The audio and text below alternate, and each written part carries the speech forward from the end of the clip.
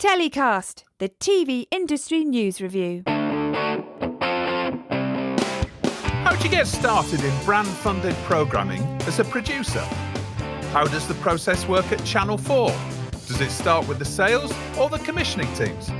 And how do you deal with the politics and additional layers of complexity once you have brands and multiple agencies involved in production?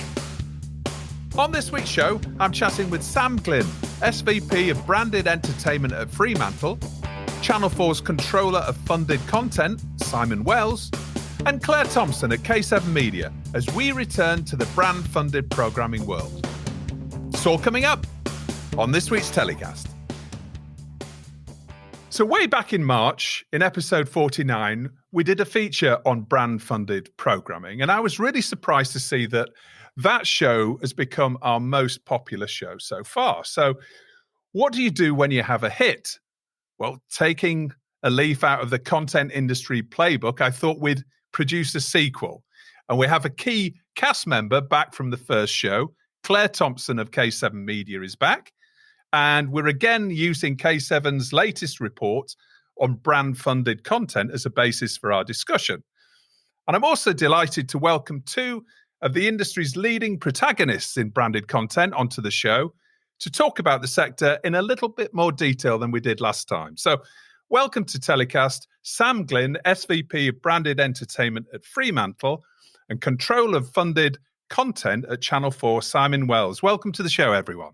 Thank you. Thank you. Hi, Justin. Thank you. Thanks. Great to have you all join us to talk about this really interesting and burgeoning sector. Now, first of all, Clare, can you take us through the basics of your latest report, which you can also download on the TellyCast website, and we'll have the link to that in the episode description. But take us through the basics of the latest report and what your findings were. As you know, we did a big report right at the beginning of the year, a kind of overview of brand-funded content and the sort of state of the market at the moment. And then we decided that kind of in between updating that, we'd do some shorter kind of standalone looks at specific categories or themes in this area. And this one, it was actually suggested by our colleague Hannah Barnes, who's based in Australia. And she thought that the area of finance and spending, so whether it be around banks or small businesses, was really a kind of interesting one to look at in brand-funded content. A few reasons. I think what sort of sparked it is this sort of feeling that young audiences in particular are seeing finance, whether it be kind of, investment advice on Bitcoin on TikTok, or whether it be entrepreneurship as a kind of really fascinating area at the moment. And it was sort of, how are these sort of heritage brands getting into that market? Also, it was just very interesting to look at in the ways in which brands in that area are trying to make the content that's sort of sexy but also informative. It's one of the key challenges for all TV, but branded content in particular, and particularly for those sorts of brands that have reputations to uphold but are trying to attract those younger audiences. So there were lots of different examples from around the world that we looked at. So Australia, Russia, Italy, UK, Singapore, Finland, and all slightly different in each case. Some were pure sort of BFP, and others were more in the kind of sponsorship area. But it was just a particularly interesting category, we thought. Do you think there's more opportunity in financial services funded content than other sectors at the moment, Clare? Is that something that you found? Or was it something more regionally that was more prevalent in Asia, for example? Yeah, I wouldn't go so far as to say that. I think the big categories are still the big categories in brand funded content that they've always been. So the easier ones, food, travel, home and lifestyle. And I think there are lots of constraints and challenges that come with this financial sector. Obviously, lots of regulatory issues, which Simon will probably be able to talk about a bit more as well, which means that it's not easy to do. But I think what is interesting is the shift from those sorts of brands trying to sort of, if you like, borrow a bit of kind of sexiness by just attaching themselves as sponsors, say, of music programs or chart shows or talent shows, to actually trying to develop content that is relevant to, to their actual brand and the services that they're offering. I think that is changing slightly.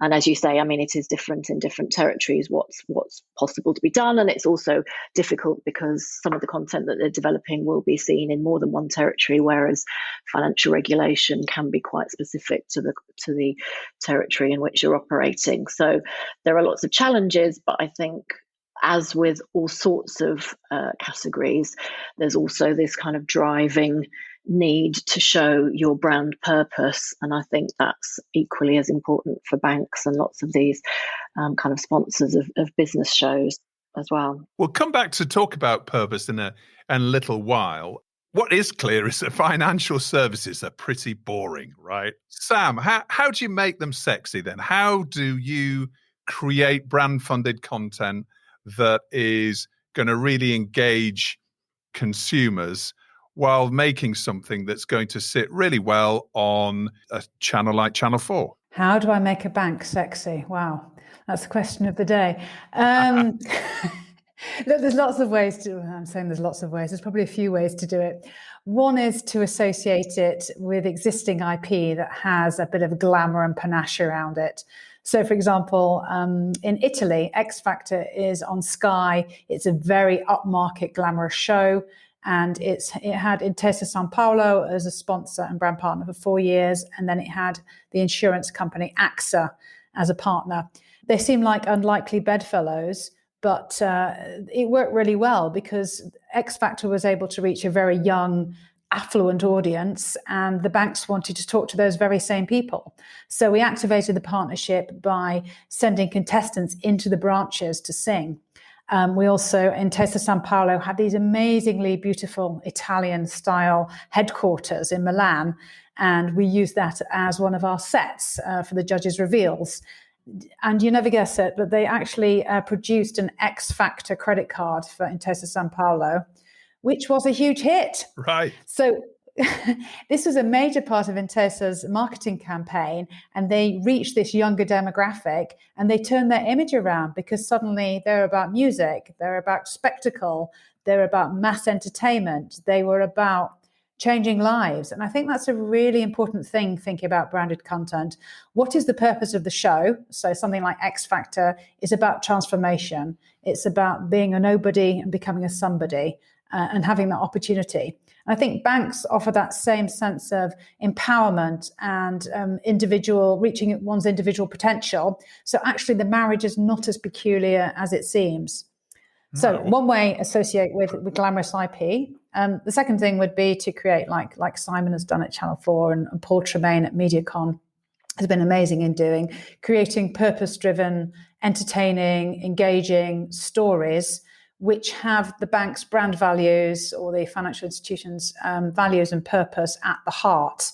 It doesn't mean it has to be dry because it's all to do with the characters that are involved in the show, the hosts, the stories that are told. And these can be moving, witty, and basically galvanize audiences to think differently about banking institutions. However, my very, very favorite of all my bank branded content projects ever, and I don't know if you've seen it, is it's called Beyond Money. And it was funded by Santander. And it's a Spanish short film. I think it's about 17 minutes long. And it's a kind of Pedro Almodovar type sci-fi Black Mirror-esque short film about a woman who exchanges her experiences for money. So she'll go into this sci-fi type environment, plug a headset on, and she will sell her first kiss, or she'll sell her wedding day, and in return, she'll be given cash. And of course, she's left completely bereft and emotionally messed up. And the moral of the tale is actually you should be thinking about experiences instead of just saving your money and getting rewards. One of Santander's programs was to give loyal customers experiences for banking with them. So that tied in beautifully. They did a fantastic activation. They had a red carpet premiere. There were posters in every single bank. They had the glamour of famous Spanish actors and directors.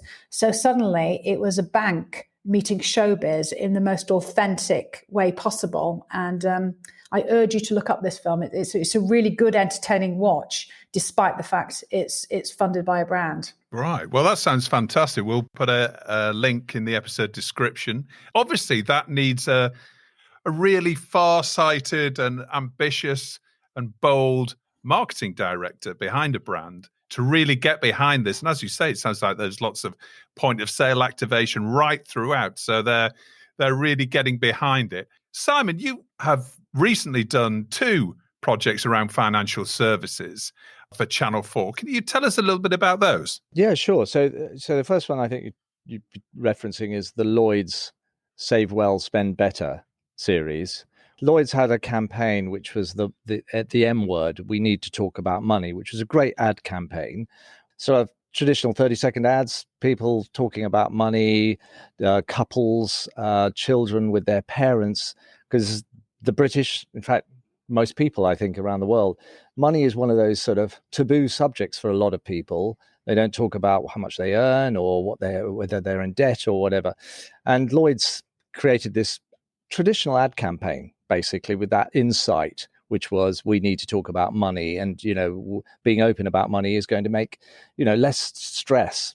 Mediacom came to us and said, we'd like to bring this to life. I mean, the campaign is the campaign. There are TV ads, and it's very traditional. What could we do? And we were developing, in fact, in commissioning.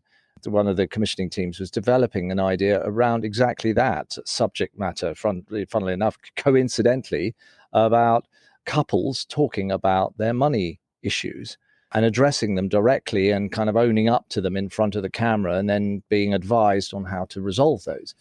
That was a perfect example of a happenstance where, by being connected with our commissioning teams in our side of the business here in Channel 4 Sales, we could kind of take a brief from an agency and see how that aligned with an idea that we were developing and effectively turn what was an advertising insight ad campaign idea and develop and extend that into a television program. And we made 4 episodes of that show. It was a really, really excellent show, actually. Worked incredibly well for the brand and for Channel 4. But as with all of these, in fact, funnily enough, we were in the depths of conversations about Series 2, and then COVID struck. So we were sort of at the turn of last year, we were beginning conversations about Series 2 for the summer of 2020, and then COVID struck, and that kind of conversation then, their strategy, as is often the way working with branded content, one party or the other, the broadcaster or the platform where you're working in a partnership, as we do with brands, takes a different direction. And Lloyd's then obviously kind of reconsidered all their marketing comms, and we need to talk about money wasn't the subject matter. The subject matter then became, how do we manage in a pandemic? How do we kind of reconfigure our finances and our businesses? Which then takes us to another brief from Mediacom, funnily enough, which was the brief for Dell, a company providing computers for businesses, for small businesses particularly, so young and small entrepreneurs. And they said, what would you do in the business and small business space? Business programs. There've been quite a few on TV. We know the Dragon's Dens of this world and shows like that. And we, at that time, were then looking, coincidentally, and being joined up with commissioning. We raised this kind of opportunity discussion with Dell with commissioning, and they said, well, we've got a great show we're looking at called The Profit, which is an NBC format from the States. And we're looking at a UK version of it. And luckily, we went, well, there's a fantastic opportunity here. Dell are looking to engage, to inspire young, small SMEs and help them through the difficulties of the pandemic and what they should be doing and how they should reconfigure their businesses. And that led to us working with Dell and Mediacom again, coincidentally, on The Profit, which became a show called The Moneymaker with Eric Collins, who is this incredible talent. He's a business investor from the States. And he fronted the show, and we reconfigured it ever so slightly from the American format to the UK format. And it ran in April of this year as, again, another 4-ep series, and did incredibly well. I mean, audience-wise, slightly disappointing, but new shows always are. But on the kind of basis of Dell's objectives, it performed incredibly well, generated a lot of content, a lot of additional content for them, and a lot of engagement from their SMEs. Because it was really well activated by the client and Mediacom. Simon, I love what you guys have been doing in the past year and a half. It's been so trailblazing, and I use Channel 4 as an example to all our countries around the world and say, look what these guys are up to, what Simon's team are doing. Thank you. It has been a tough old road, but in the last 3 years, particularly with, the new director of programs and our kind of people like Emma Hardy here, who's sort of manager, looks after all commissioning teams. The commissioning teams have really stepped up into this place to really understand that actually working with brands isn't such a bad thing. The old school ways were, oh my God, it's toxic. We can't. It's dirty. It's dirty commercial money. But I've always worked in the principle that in advertising, and advertisers want to make great stuff. And we can collaborate and we can partner, we can make great stuff, which isn't overly commercial, particularly in the entertainment space. So telling stories and giving viewers emotional experiences is what brands have always been good at. Good advertising does that. It engages on an emotional level. And this is what good programs do as well. So it's just about aligning those two sides. Simon, have you found that you've said the commissioners have turned around their concept of branded content? How have you found production companies? Have they changed their views of it? Most of them have. I think if you're a producer, you want to make stuff, you want to be creative, you want to produce. I'm a bit of a history nut, and I always look back and go, well, what happened in the past? How can we look at that now and think, is it the same or is it different? Obviously, technology's changed, platforms have changed, but fundamentally, people's enjoyment of storytelling or being entertained or being amused hasn't changed. And if you think about the great ads of the 80s and 90s, 70s, 80s and 90s, and the talent that made those, like Ridley Scott and Alan Parker and Jonathan Glazer, all these great directors who came from the world of advertising, were making pieces of craft that entertained people in the commercial breaks. Producers now have the same opportunity. The money's coming from somewhere else, but the objectives are the same. Emotionally engage with an audience, tell them a story, make them feel something, take them on highs and lows, entertain, and make the brand the purveyor of that content, and make the connection between the two clever but not overt. Make it subtle and relevant, but don't cram it down people's throats. And I think that's not changed. I think it's just we're in a new world now with great technology, with long form content everywhere. And brands have a place to play in that. Bravo. For Channel 4, Simon, where does the journey start in branded content? Because this is something that I'm always fascinated about. I mean, you mentioned media agencies. You've got some of the biggest media agencies in the world coming to you with a couple of the ideas that you talked about a little while ago. But you've also got producers, leading producers like Sam, who come to you with ideas. First of all, what sort of percentage of ideas come from a media agency? Literally with, we've got something for, we need to get our water brand to emotionally engage with its target audience. Do they come to you with a brief as open as that, and you say, okay, we're going to come back to you with a concept? Or is it more often that Sam, for example, will come to you with a worked up idea with a brand already attached, and now it's a case of, we like the idea, now let's talk about slots? How does this work? Because there are many different people involved, and this can come from very different directions, and it could cause issues, I guess, on the negative side. Some of those could cause more issues than others. So where does the journey start for Channel 4 in branded content? It starts in all of those places, and each one is different. Like any creativity kind of can come from anywhere. I always say a great idea can come from anywhere. It just has to be spotted, nurtured, developed, and executed brilliantly. But for us, we get approached by clients and agencies coming to us and saying, we've seen what you've been doing on AFP, and we really like to do something. We've got a brief, exactly as you said, for a water bottle. We want to make it stand for something in viewers and consumers' minds, and we think the best way to do that is to create content and create entertainment, and then activate the hell out of it.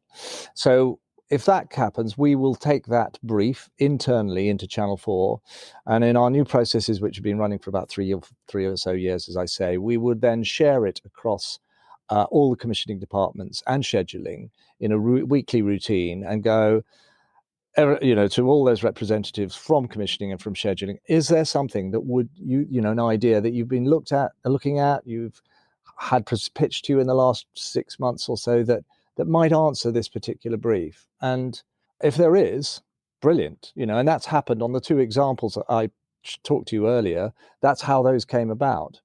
But also, producers are talking to agencies and brands directly as well now, and they can be developing ideas for brands. All I'd say as a channel, working at a channel, is don't develop it too much if you've got Channel 4 in mind, because if you come to us and say this is what water brand X wants to do, it's possible they get too emotionally wedded to it, the brand does, then it's going to be a hard sell for us to change it, because we basically, in this world, we've got to find ideas that work for everybody, for the platform, for the audience, and the platform knows its audience, and for the brand.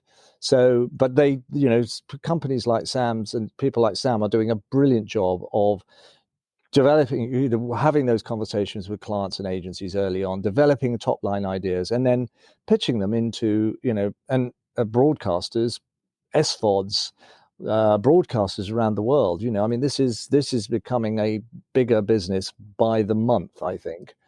And, more broadcasters are getting on board. ITV are getting more engaged. Channel 5 have always been engaged. The SVODs are quietly doing this sort of stuff. As long as it's good entertainment, that's the most important thing.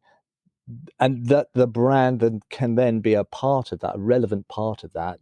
That is it. I think we're an audience first business in branded entertainment. You have to think of what does the audience enjoy, and then work out the brand. Whereas in advertising, it's a brand first idea, and then who cares what the audience really think? We're just going to tell them something, Absolutely. And I also think, well, I was going to say, Simon, I think in all the discussion about Channel 4's kind of public service remit, the fact that you are you're essentially offering a service to a lot of these producers in terms of the kind of air traffic control, management of some of this side of it, the engaging with brands and helping to get their content funded, which is sort of beneficial to all the sides of the party, but comes at quite a cost and resource to Channel 4. Obviously that it's helping the programmes get paid for, but it's a model that's also serving the independent production community at the same time as they learn to sort of negotiate these new models. Indeed, yeah. And again, this comes from an ad man who I admired massively, and it was his philosophy about creative advertising business, is that there was a chap called David Abbott, who had an ad agency called Abbott Mead Vickers, and the older audience members listening to this will know of Abbott Mead. But David Abbott had a saying about creative advertising, creative ad spots, which is look after the work, and the business will look after itself. That applies to this. If we concentrate on making great branded entertainment shows, then other clients see it and go, that's what I want. What you did for Lloyd's, I want that. I want the same thing for my brand. So after we did Lloyd's, we had quite a number of blanks going, we want something like that. Can we have it? We might go, well, with Channel 4, we've already got Lloyd's. We can't work for everyone.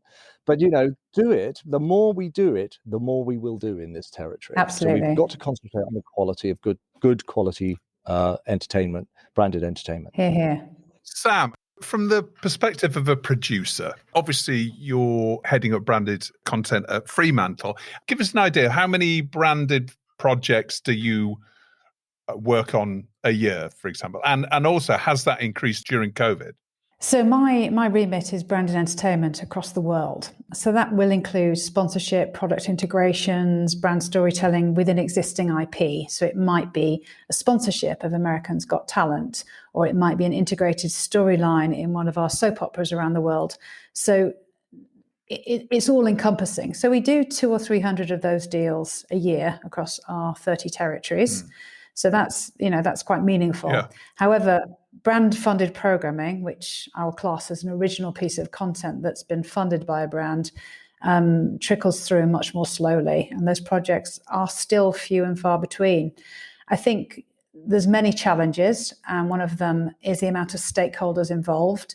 So we have the broadcaster, we have the commissioning team there, we have the commercial team, we have the brand, we have the agency, we have the production company, and getting all those stars to align and getting the timing to work with the brand's marketing campaign, getting the budget to work with the broadcaster and the brand, getting the brand to be happy with compliance and how much visual and verbal mentions they can actually have in the show.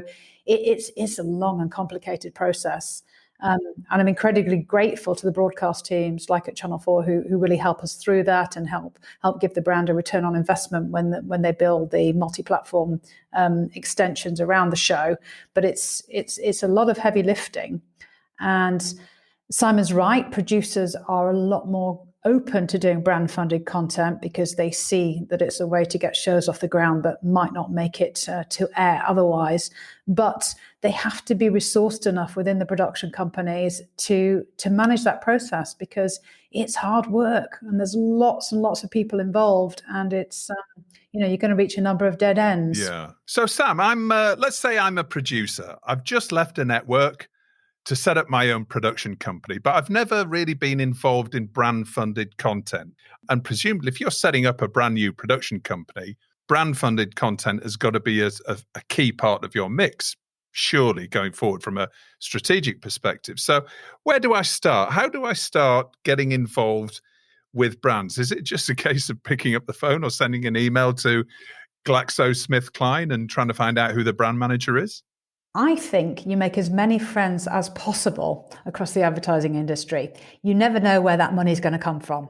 It might come from the media agency. It might come from the creative agency. Increasingly, it's coming from the PR agency. It might come from the brand itself. The worst thing that can happen is, so often I get producers come to me and they say, we've created this show. It's perfect for brand X. It's got all their brand values. And I'll go, that's great, you're absolutely right. But unless brand X has decided that for 2021, they're going to spend some money on content, they're not going to care. So it has to be getting all the stars to align and making sure that, the people you're talking to actually have budget. So the way I like to work is, well, two ways. One is you can have an existing idea or a format that's kind of half-baked. A brand will come to you, and as Fremantle, we had a huge database of creative ideas from around the world, and they'll say, we want to be about purpose, we want to be about the environment, we want to be fun, and I can literally type those words into our database and come up with some pre-existing paper formats or existing shows. And then we can work with the brand and tweak it so it really comes to life for that brand. Another way to do it, as Simon mentioned, is to start from scratch. And the brand will come to us with a brief and say, I want to tell a story on television with content. Often talent will be key to this. And they'll say, we know you work with Kevin MacLeod or you work with Simon Cowell. We want that person as part of our story. And then we'll shape a piece of content around their brand values, their marketing needs. So it's very, very precisely what they want. Once we start working on this, we'll have a very soft conversation with Channel 4, perhaps with the commissioners, with the scheduling team. This is an idea we're looking at. What do you reckon? Get some feedback. And then by the time we get a little bit further down the line, we know that Channel 4 are wanting that show, because if the broadcaster are not wanting to commission that show, there's no point in anyone going to all that effort. When we get to a certain point when the initial idea has been signed off, then I'll say to the brand, you now need to invest a little bit in development. It's about putting some skin in the game and knowing you really are emotionally and financially committed to this project. We'll work up an idea together, and then it'll go to the commissioner. And at that point, we send a big red flag to our brands and agencies to say, it's no longer in your control. This is now a TV production. We're serving our audiences. We're giving them what they want. The final sign-off will be by the broadcaster commissioner. So we're all going to have to trust each other now and get on with the job. And I think if you've done the right prep work and you've got to a place where there is an element of trust and understanding and absolute clarity and transparency about the roles and responsibilities of all the stakeholders in the process, then it will go as smoothly as possible, with caveats.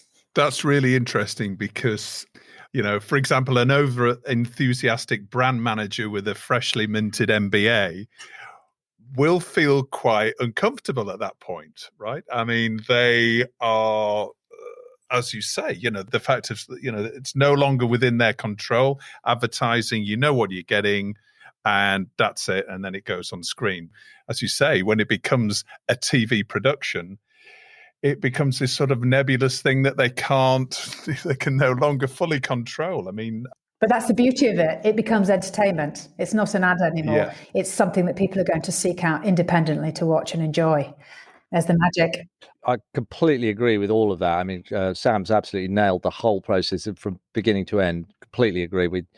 Yeah, and what you say is true, Justin. You get a client who's used to managing every single frame of their piece of branded content, which is very different to branded entertainment or brand funded programming, and they can go, tut there, I don't like that, I don't like the voiceover. And I've done a lot of these in the past as a producer, and you kind of go along with that. But when they're doing a program with us, it's very difficult for some of them, because they have to let go, and you go, no, you don't, let us. We are the experts. We make hundreds of hours of programming every month.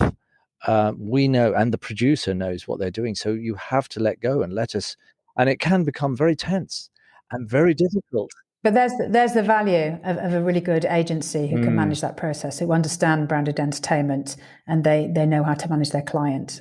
But what's also interesting is, obviously in different brand categories, it's even more pronounced. So, I mean, lots of people that we talked to, did identify that in the kind of banking and finance area, not only is everyone incredibly kind of paranoid about the reputation of their brand, but they're also, their kind of processes and models for doing things are very different to the way things are done in television. They might be much slower, they might be, much more documented at every stage. And so, there's lots of kind of conflicts to be resolved there in terms of the different ways that people work. In my mind, I just had the idea of one of those very long American boulevards in LA where there's so many traffic lights and you're inching along from one end to the other. Whereas, in normal commissioning and normal production, the commissioner likes it or not, and then it gets made. Yeah, but the journey's half of the joy, isn't it? Yes, yeah. Well, actually, let's talk about the politics of it. Now, I'm going out on a limb here, and I'm guessing there are more politics involved in brand-funded programming than a normal TV show, due to advertising agencies, media agencies, PR agencies, channel heads, commissioners, schedulers, producers. There's a lot of people with skin in the game here, and presumably a lot of creative people, a lot of very commercially minded people. Is it the agency who's the key to driving this through and keeping the train on the track, Sam, would you say? Not always, but agencies are really valuable and they bring different skill set. What I love about working with agencies is their insight into audiences, their insight into the brand and purposes, and their strategic understanding of cultural movements, which we as TV producers don't have. We just go, oh, that one was really good for career, we'll have one of those.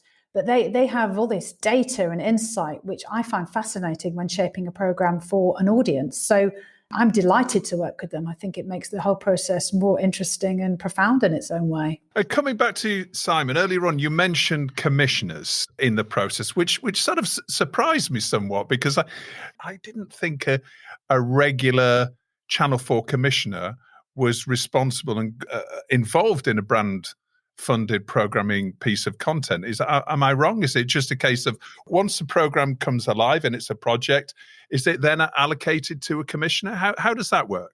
Oh gosh, yes. Our commissioners are now very much, they commission a normal, the traditionally commissioned Channel 4 program alongside an AFP or branded funded program. They get it completely. They some of them are extremely adept and good at it and managing the creative process. I used to make TV commercials when I first started in this industry, and the commercials director, so there were some incredible talents in commercials directors in the late 80s and 90s. A good commissioning editor is a bit like a really good TV commercials director. They're great at sort of helping interpret the client's wants and needs and turning them into something entertaining and fun and away from the sort of like the rather dull, predictable, this is the product. They're really good at kind of just pivoting it and making it a creative idea. And we've got a number now who are really relish working on brand funded programs at Channel 4, but they're always brought into the process right at the beginning. They work with my team and see a commission through from beginning to end. And so, for example, if one of Sam's development teams comes in to Channel 4, pitches his commissioning editor and says, well, there's got brand funding, the commissioner will go, brilliant, excellent, right, I'm looking forward to working on that, and will work with us. Then we'll be dialed in because we have to help navigate the Channel 4 processes, Ofcom, legal. Funnily enough, in many ways, the legal and Ofcom so contracting rights and compliance are the more tricky things nowadays. Yes, we have to see our way through navigate all of those.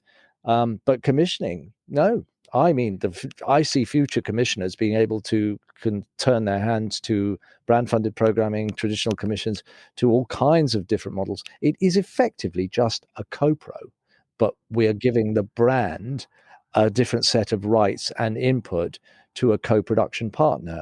It's effectively a co-pro. Does Channel 4's nations and regions and diversity quotas, do they still apply to branded content? Yes.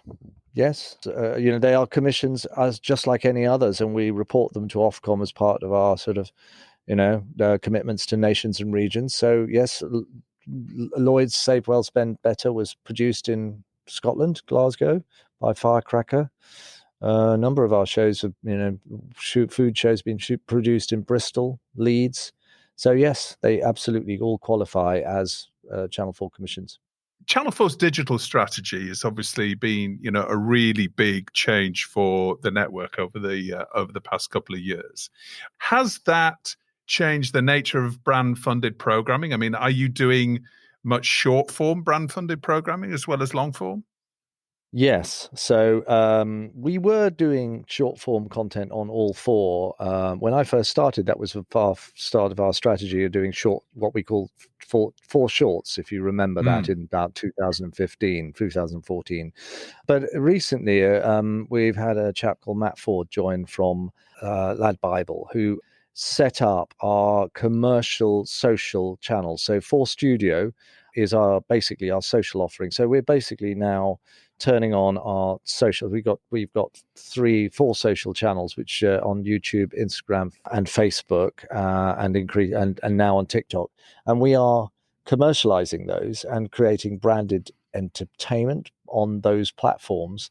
And that's part of our growth strategy, because we can effectively monetize those channels, but produce great content, social content on those channels. And that's short form generally. It is, what I deal with is long form, what I'd call full length branded entertainment. So half hours, 1 hours. The social team have been going for about 12 months now. That is a very busy part of our business. And a lot of producers are producing content for us on those platforms as well. One last question about producers. I'm a brand director at the water brand I mentioned earlier on, and I come to you and said, I want to appeal to our audience. And you come up with the idea, the one that you've had in the desk, and it looks fantastic, works really well for them. How do you choose the producer for that? Obviously, you've got to fit in with the quotas as well that you mentioned, but is it a case of the commissioner says, right, I know exactly the right producer for this because of something that they've done in the past? Or do you have producers pitching for projects? How does that work? The brief comes in, we look at it, we discuss it in a commissioning and scheduling routine every week. It's discussed. If somebody says, I've got something and it's from X production company, I've been looking at it, or I saw it 2 months ago and we quite liked it, but we weren't at the time, we didn't have the budgets for it, but that could be the perfect answer. So there is already a producer with an idea. And that's happened on those two examples. I quoted you on Dell and the Moneymaker and Lloyd's. Those were sort of had come in with production companies who had pitched them to us for traditional commissions. But if there is nothing in the locker, so to speak, we would assign it to a commissioning editor in a particular genre. So we'd think, well, we'd discuss it and say, this is actually factual. It's going to be a specialist factual. Let's give it to one of the specialist factual commissioners, somebody like Jonah Weston.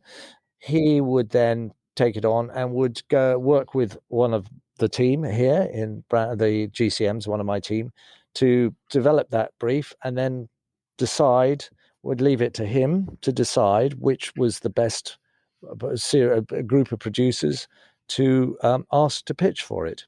And so we do that regularly as well. So we will write, the commissioner will select the production companies and then ask them to give them the brief, and they will pitch back. And I mean, we've done many shows that way and very effectively. It's one of the processes we go through is the briefing and pitch. But as I say, the third way is when Sam comes to us and said, we've been working with the Story Lab and we've got this idea that their client loves and would like to develop it with you some more and further. So we will then take it into commissioning, and the commissioner will then work with Sam's team to refine that idea so that it is ready for us to pitch to Ian Katz and get a green light for.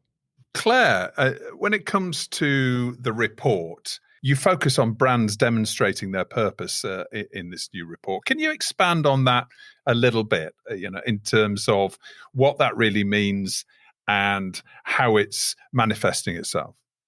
Yeah, I mean, what we found, it is the sort of the kind of commitment that brands are very keen to be seen to be making at the moment to some kind of broader purpose, but it takes different forms. So there are obviously, in the example of the report that we've just done, there are, for example, banking brands who are wanting to demonstrate their purpose to individuals, the purpose of their products. So with the example of Lloyds Bank that Simon's already talked about, Save Well, Spend Better, it's helping people not only with their banking and their finances, but also their mental health.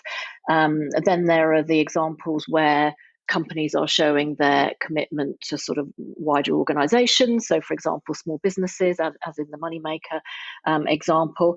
But then I guess the kind of biggest area is where brands are now trying to demonstrate their kind of wider purpose to society in general. And, it can take so many different forms, whether it's about diversity or sustainability.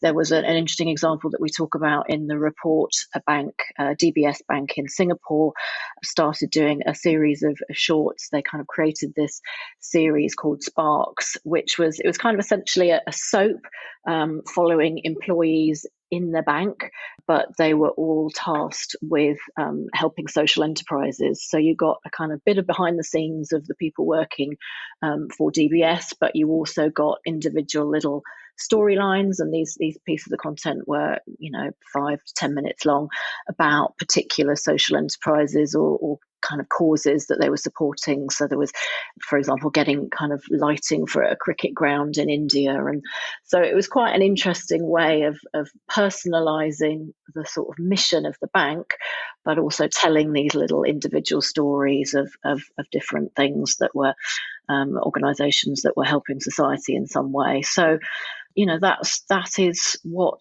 a lot of brands are now looking for. It's, how do we demonstrate to people that we're about more than just our basic service, that we stand for something. Are you seeing that, Sam? I mean, in terms of the projects that you're delivering, are you seeing brands changing their behavior and wanting to communicate their purpose more clearly or differently, or actually coming to you in order to communicate their purpose? Very much the latter. I think content is a really good way to tell the story of a purpose. It's very difficult to do it in a 30-second spot or in a print ad, but when you can really bring that purpose to life and give it meaning, a documentary or a factual entertainment show does that beautifully. Do you think the pandemic has changed that? We have seen a number of different brands just change their communication strategy, I think, as a way of pivoting or just essentially changing their focus. Have you been inundated with a whole load of new projects since COVID hit? I'd say not inundated with new projects, but I'd say that every project we do get in as a brief does have a purpose around it.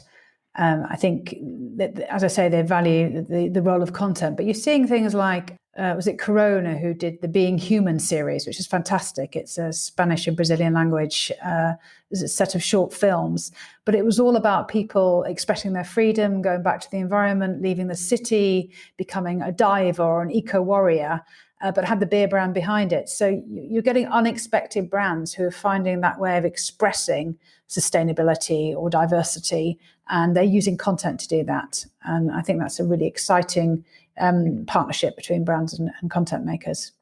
To wrap up our brand-funded programming special, instead of stories of the week and get in the bin, this week I wanted to ask you all, which is your favourite piece of branded programming or brand-funded programming?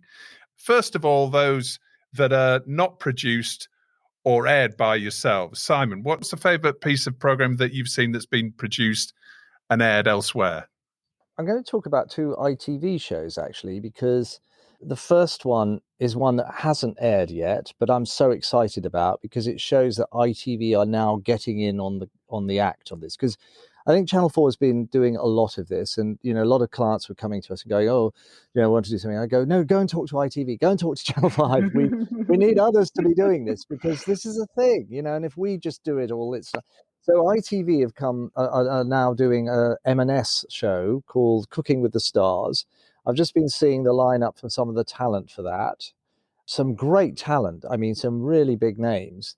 So you're thinking, gosh, this is a big thing. I think it's being made by South Shore, isn't it? And I'm really impressed by that because it's a big show. And the other ITV show I'd say was what Sam did with Supermarket Sweep, actually. Thank you, Simon. Again, just a game show, because I think game shows do have more of an opportunity with brands. We haven't done any at Channel 4.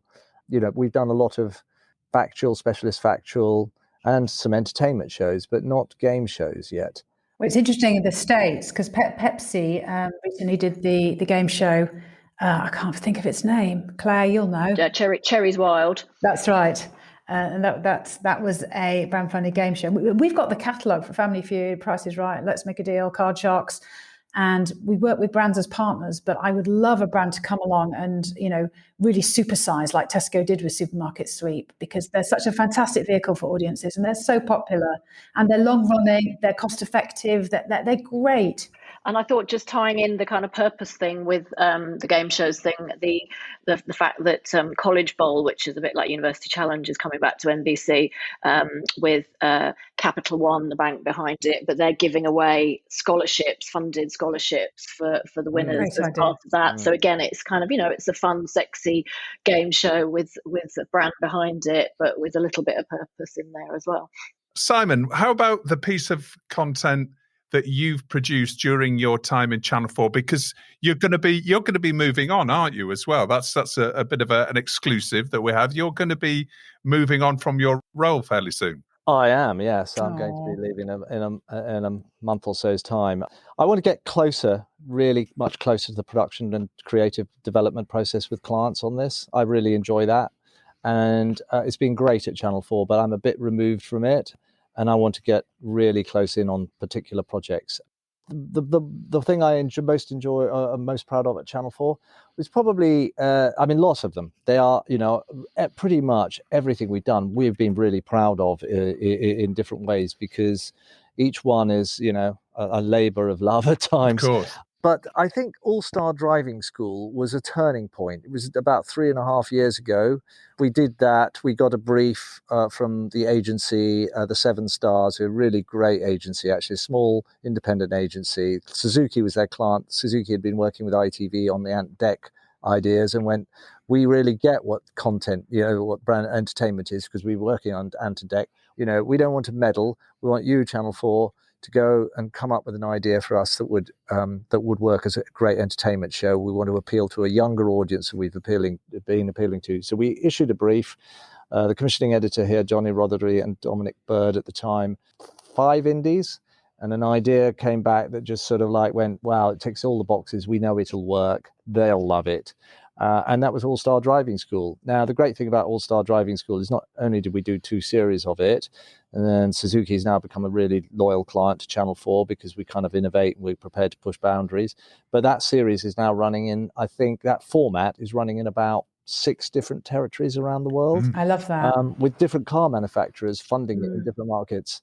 And, there's a Mexican version, there's a Polish version, there's a, Claire will probably know more than me, but it's running a lot of markets. So it's and it was a turning point for us. And that is the real holy grail. Yeah, ones that can travel. Yeah, agreed. Scalable. What about you, Sam? What about your favourite piece of brand-funded programming that you haven't produced, and then one that you have?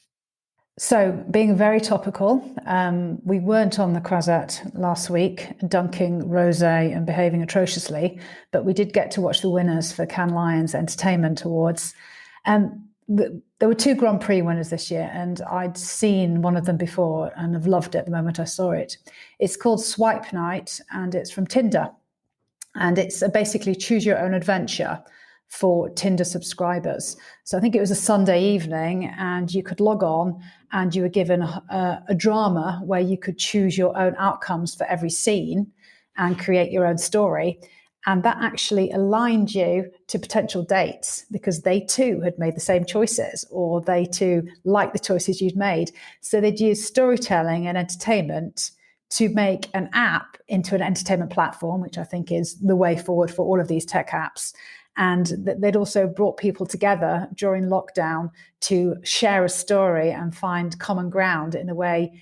When you couldn't go out on a date, you had a new way to communicate. I thought it was absolutely brilliant. And all you had to do was swipe to go on to the next scene, which was completely intuitive to the way that people use Tinder. Yeah, very good, very clever. And how about the piece of programming that you've produced yourself that you're most proud of? There's lots that I'm proud of, but I'm going to choose something that isn't a piece of programming, controversially. NFTs. We recently produced a series of NFTs, non-fungible tokens for American Gods. And they were pieces of content in their own right. We created collectible cards of the main characters from the show, and we published them as NFTs via Curio and got a very excited fan base who were buying these products and trading them. And, it's not about the financial gain in this case. It's about building the fan audience and the community and watching this interactivity of a piece of IP spinning off into a completely different universe. The whole NFT world is obviously very nascent, and I'm fascinated to see how it will develop and how the intrinsic symbiosis between brands and content via NFTs is fascinating. Yeah. So watch this space. Maybe we could actually, sell this episode as a NFT. Maybe that could. How much maybe do you that think could we work. get for it? Oh, well, there we go. We'll see. We'll see if it's as popular as our last show on the topic. How about you, Claire? What's your favourite piece of brand-funded programming that you've seen in your travels? Oh, well, I was going to come up with a whole list of why this one was clever and that one was, but actually, if I'm perfectly honest, the thing that I enjoyed most during lockdown was the Erdinger Jurgen Klopp documentary, partly because we're a household of Liverpool fans, but just for the moment when they're asking who is the man who's going to come and save the club and lead it to a new dawn, and Jurgen just walks in and says hello, and it was just it was just a lovely, well-made, perfectly timed piece of content that could have been brand funded or not brand funded, and was great. So yeah, I'll stick with that one. We'll put links to as many of those as we can find on the episode description. Simon, best of luck with your next role. So that is essentially you're going to be a consultant. Is that right? Your next role? Well, quite possibly, yes.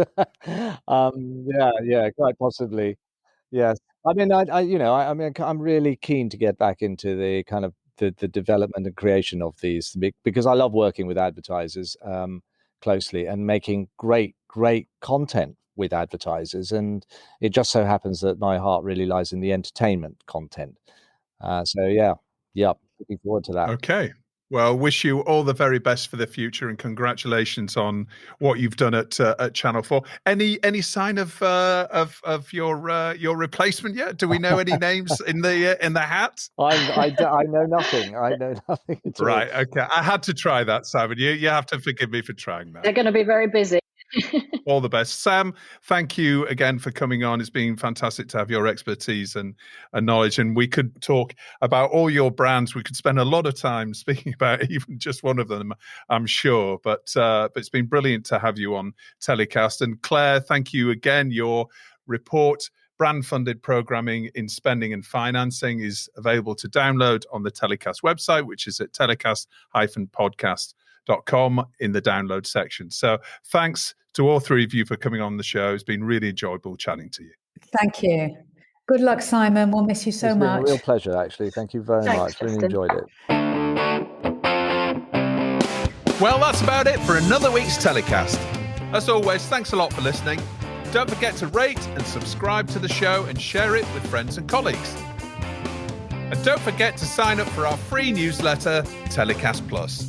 It's packed with interesting TV industry stories of the week you may have missed, downloadable reports and surveys, and exclusive insight and opinion.